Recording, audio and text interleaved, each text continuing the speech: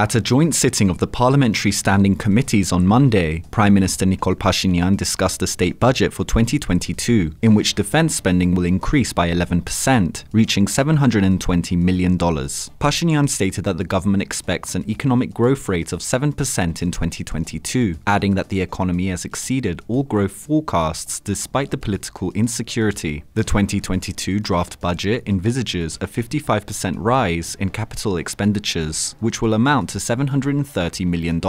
According to the draft budget, state revenue for 2022 will see a rise of 17% compared to 2021. In terms of the increased defense spending, Pashinyan stated that the government is aiming to establish a professional army and strengthen border guard services. The PM added that the registered job rate stands at 651,000 paid jobs, which is a 3% increase compared to last year. The government put the inflation rate at 6.4%, and the gross national salary was said by the PM to have increased by 15% compared to last year. However, according to the Statistical Committee, the Economic Activity Index rose by 4.4% compared to the same period last year, although the rate is lower than it was from January to August and January to July, suggesting a slump in economic activity. In January to September of the current year, compared to the same period last year, the branches of the economy grew as follows: construction by 6.4%, trade by 6.4%, services by 5.4%, industry by 0.7%, and electricity production by 2.7%. A decline of 1.5% was registered in the agricultural sector. In January to August, exports increased by 17.2% and imports by 9.4%. In January to September of the current year, as compared to the previous year, consumer prices rose by 6.7%.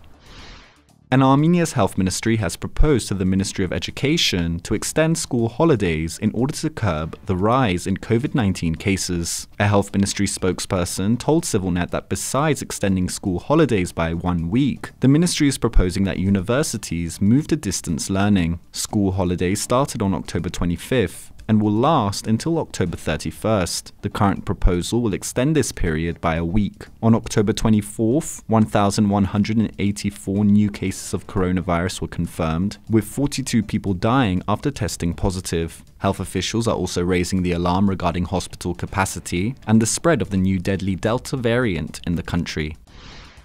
And finally, Anna Ohanyan, professor of political science and international relations at Stonehill College in Massachusetts, unpacks the power dynamics in the South Caucasus region and recommends ways for Armenia to navigate them. Professor Ohanyan also discusses the current tensions between Iran and Azerbaijan, the rhetoric around Israel, India's role in the region, and Russia's game plan